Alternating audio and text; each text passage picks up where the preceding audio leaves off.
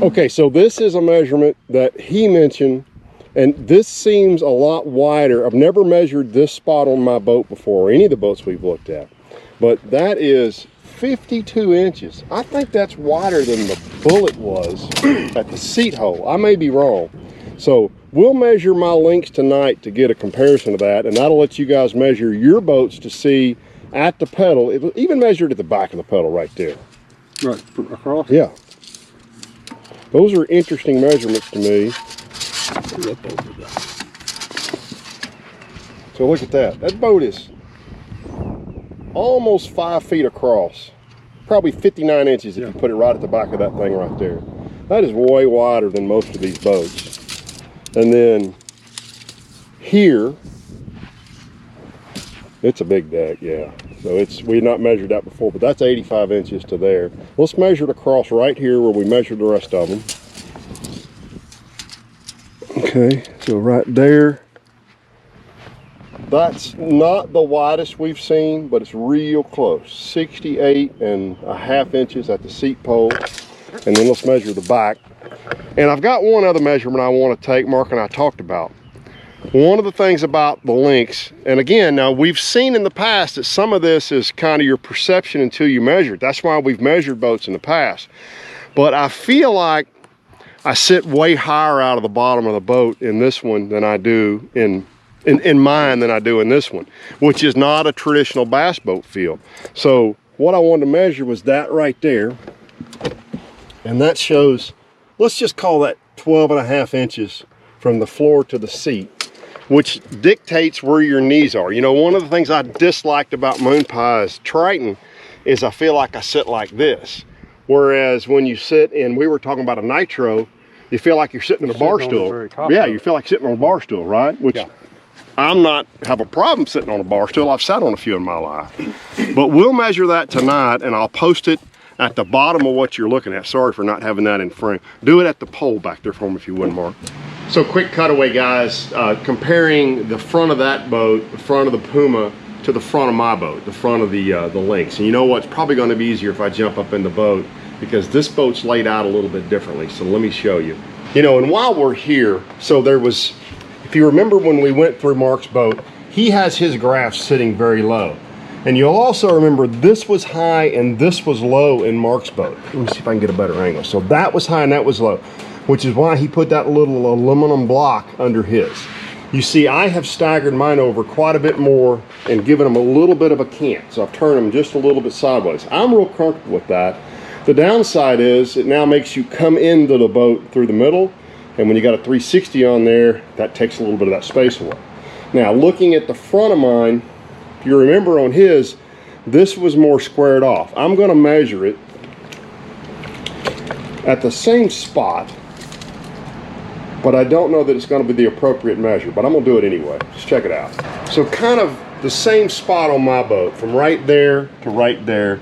My boat's only 48 inches wide. His boat right there was 52 inches wide. Going back a little bit, my boat right there is 57 inches wide at the back of the pedal, right?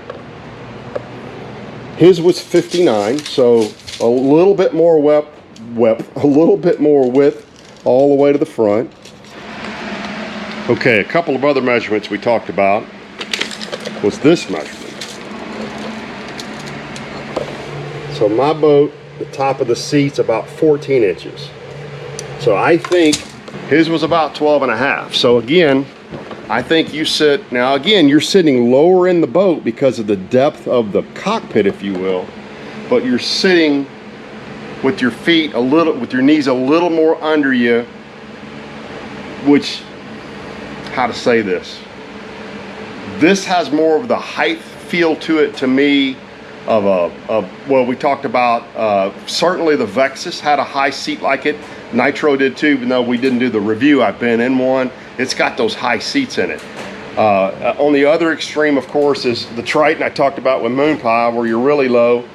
I'm gonna bet you, and I'm gonna ask Terry if I can do that tonight. He may be traveling. I'm gonna ask him to go out in his garage and measure that height on his Phoenix. I'll bet you the the Puma is real close to the Phoenix. So I'll ask him to do that tonight. If I can get it, I'll get it on this video. If not, I'll post it in the comments. So these seats are a little higher and give you a little different posture, if you will, sitting in the boat, versus your feet would be, you know, an inch and a half higher, if you will, in the Puma, which is a more traditional feel for most guys in a bass boat. And now the back deck, and we've seen the back decks are more kind of standardized in these boats. So 79 inches of fishable space on the back deck. I think that's going to be more or less what most of these are. And I'm going to guess this is probably a 94 or 95 inch beam.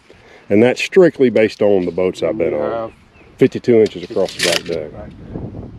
You know, one thing we've never done, show the depth of that live well at the deepest part right there. I'm not even going to go to the little bottom. I'm just going to go to the flat spot. So at the spillover hole, that's 14 inches deep, and there's even more spot down there where you get his tape measure. Yeah, so there you go. So that gets you 18, 19 inches of water in there. And that's what we've talked about. They went deep as opposed to wide, which of course brings your center of gravity in your boat more to the middle, gives you a better ride, gives you less sloshing, which we all know about, but also gives you more depth, which again, this is just my belief, probably gives you a little better oxygen content in your water. I can't prove that, but that's just what I think. So, and that's why we try to give data as opposed to letting your eye deceive you, because your eyes, well, I talked about that in that Vexus the other day. If you haven't seen, I did the Vexus AVX 1980, which is a metal boat. We're doing the metal boat search for 2022. And I felt like the front deck was very narrow, but what it boiled down to was it had a huge back deck because the gunnels are so narrow. So what I thought I saw and what is actually there is completely different. Optical illusion, basically. 100% up. We did a whole Siegfried and Roy thing there, so. I'm really, really impressed. We're going to go to the bank and get in some shade and talk a little bit more, but I'm really impressed with the boat. And you guys saw it's got some crazy mid acceleration speed, and it's not a racing motor, it's a standard 300. So. Okay guys, so here's the grid we've all become familiar with. We've added the Puma at the bottom. We dropped the Allison just to have space because the page was pretty full and it was the bottom on the page. So 20-foot 7-inch kind of falls on the shorter end of the boats we looked at. Most of these boats were a little bit longer, up to, I guess the longest boat we looked at was the Bullet at almost 22 feet long. Beams pretty standard across the range here. The outlier would be the Bullet at 91, the Hybrid at 94, and the Ballistic at 94. I would not get it all hung up on the weights. As we talked to the Vexus folks, if you remember in that video, they don't disclose their boat weights because there's no real industry standard. I don't know about the marine industry, but certainly not in the bass boat industry for how you weigh your boats. Is it single console? Is it dual console? Or the tanks in it? Or the, do you have a jack plate on it? Do you have seats in it? I mean, it's kind of all over the board. So I would say from looking at this that Skeeter and Phoenix and Bass Cat are probably the ones that kind of weigh more or less similarly. But again, there's a lot of variance here. But I think all these boats are roughly around 2,000 pounds, besides some of the really either thinner hulled or more advanced, like the Ballistic, and how they build that hull, trying to get lightness into that hull. Front deck width, again, it's 68 inches. This is a very wide boat. Your outliers on that one are the Vexus at 71, the 520L Ranger at 72. And then on the other end of the spectrum, the Puma Hybrid, very skinny at 57. The Bullet, very canoe-like at 52 inches, which was, of course, my big knock on the Bullet was how narrow and how difficult it was to be on the front of that boat. And then the back deck width, 79 inches, again, pretty close to what the rest of these boats were. Really no outliers more than maybe 3 inches bigger, a couple of Rangers in the Caymas. And there's plenty of space on all these back decks. So we'll add this graph again when we do the testing or do the review scores in our video next week. So let's put it on the trailer. Let's talk to Mark a little bit more about his experience in the boat, about the boat specifically, and then we'll be back next week with the actual scoring of the Bass Cat Puma STS. So let's put it on the trailer.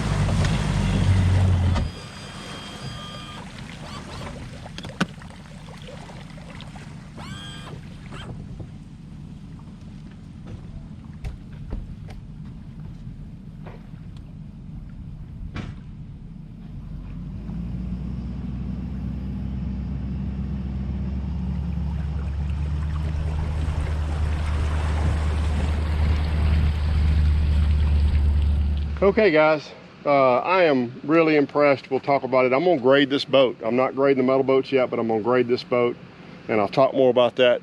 Look, I've got a bias now. When I did the original reviews, I had no bias. I've got a bias now because of my year with Bass Cat and the understanding of the build.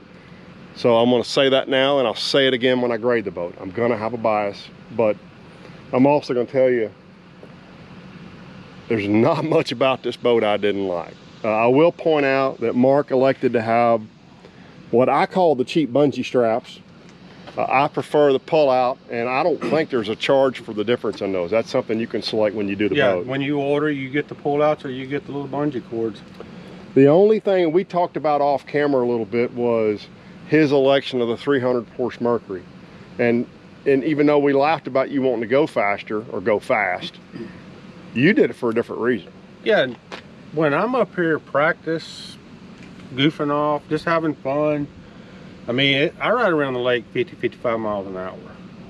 And there's literally days in tournaments that I ride around 55, 60 miles an hour, you know, and my team partner is like, will you go? Yeah. And I'm like, well, this is what I do. This is the speed I normally go. And all you younger kids laughing now, but you understand when you get older, you don't have to go fast all the time. When everything on your body has a brace on it? Yeah. And so I've learned with the Lynx, when I was running the Lynx, I had a 250, and then I went with a 300 on the Lynx, and I seen so much more improvement on my fuel mileage when I was running it. So I've said from here on out, I will run a 300. I don't fish any BASS, I don't fish any FLW stuff, so I'm going to continue to run a 300. Now, a point being made, not wide open, but you believe that at 50 miles an hour, because you're running less RPMs with a 3 versus a 250 or even a 225. This boat's rated 225, and we talked about this boat would be a fast boat with a 225 on it. But you believe you get a better fuel economy running the bigger motor because it's not working as hard. I think I'm getting a better fuel economy with it, you know. And you're looking at the Mercury Smart Gauge making that decision. Correct. And I'm going off the Smart Gauge, you know. I guess it's smarter than I am, hopefully. What did we say we were running? Was it 40 and we were burning 8.9 gallons per hour? 42 miles an hour was 8.9. I know when I'm running 50, 52 miles an hour, I'm in the 9.8 to 10.2, depending on, you know, what the water's allowing me on trim. And I am running a little higher trim, but you know, it's just less drag on the. All right, so we'll check that. I'm curious now on my Lynx to run it 40, 45 miles an hour with the 250 and see what my fuel mileage is. So we'll do that. But thank you again. So by the way, I mentioned this very, very early in the video. Mark is owners in what in our part of the world everybody knows, which is Rambo Outdoors. Correct. You guys have 2 really big tackle stores, right? Yes, me and Corey Rambo, me and him and our wives are. You better mention some wives' names here. They own as much of it as we do. You better mention some wives' names, I'm telling you right now. They keep us in check. You know, Melissa's my wife, Alina's his wife, and you know, we act like we're the bosses, but at the end of the day, they kind of who runs the show, steer us through the day and week. But what towns are y'all in? We're in Beaumont. We're in Orange. We're on Facebook. Did not have a website yet, but you know, hop on Facebook, look us up. All the info for both stores is on there. Phone numbers are on there. We ship out. If you need something, call us. If we got it, we'll ship it to you. You know, we're small business, so we're not a big business, but you know, we try to help everybody as much as we can. In the tackle world, everything is pretty much sells for the same price, whether you buy it from us or you know somebody in California, because the manufacturers have the retailers set at one price. So you know, they set the price for us on it. So anything we help y'all on, just let us know. All right, I'll post a link to their Facebook page below, guys, in the description. We also talked about if a fella didn't want to wait 5 or 6 months to get one of these, do you know one that's for sale anytime soon? When the video hits, this one here will be for sale. I have the new one ordered. Everyone who buys this boat will have a boat almost exactly like mine. I did change the color on the pinstripe so I don't have 2 copycats running around. But this boat will be for sale here when the video hits, and you can get with Ross Motorsports in Lufkin on that. Ken will post their phone number and stuff on the screen, And I know they've got 1 or 2 Puma STSs coming in, and then I don't know what else they have on inventory. They had one leaving this morning. Yeah. They sold one this morning. They sold one this morning, and I know they're selling them as quick as they get them in, but you know, if a man doesn't like the colors, he can order one. If he don't want to wait and the colors don't mind, then he can buy one right now, and he can get a new one that they should be in here about the time the video hits. And this one here, I hadn't looked at it, but it's got around 95 hours on it.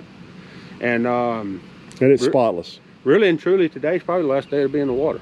It is spotless. It'll probably get a good detailing on it now, and I'm going to bring it to Ross. It will be at Ross Motorsports, so you know, it'll be on their lot. Reach out to the boys. And it'll have the new Puma STS stickers on it. Oh, it's just got a regular. And I noticed, by the way, it's got the Lynx. Yeah. Versus the loose side. I like these personally better, but I know some guys like the light up loose side. Yeah, so. there again, we was talking about it earlier this morning when I pulled in. You know, this is one of the first boats made, and they did not have the new stickers out already. That's funny. So I got an old Puma sticker, but they're sending new ones to the dealership, so it'll have the STS sticker on it. So it's an old Puma in disguise, or the new Puma in disguise. It's a new Puma in disguise. It sure is a pretty boat. Thank you for coming spending the day with me. Thank you. And we actually did catch some fish. I don't know that we'll post them during this video, or we'll throw another video up, but this was good fun, and this has colored my decision for my future Bass Cat purchase. I'll tell you that right now. So it is a fine riding boat. I have no complaints with the boat, the performance of it, any of it. I mean, it's Yep. And I'll talk more about that too, about the bow rise and other things I saw today. But again, thanks for tuning in, guys, and we'll be back with the grading of the boat in the next couple days. Hey, Mark. Hey, here Mark. we go. One last thing. Whose motor toter do you recommend for this $100,000 bass boat? You know, the best one I found is the one they ship it with. It's a 2x6. It's carpeted. Don't scratch nothing up. And best off, it's free. Or you can look at it like this: you're paying $100,000 for a motor toter and get a boat for free. Get a boat for free. That's awesome. It's a 2x6 with stapled carpet on it. That's a guy who admit, as Ed Klobus says, I'm not cheap, I'm poor. That's it.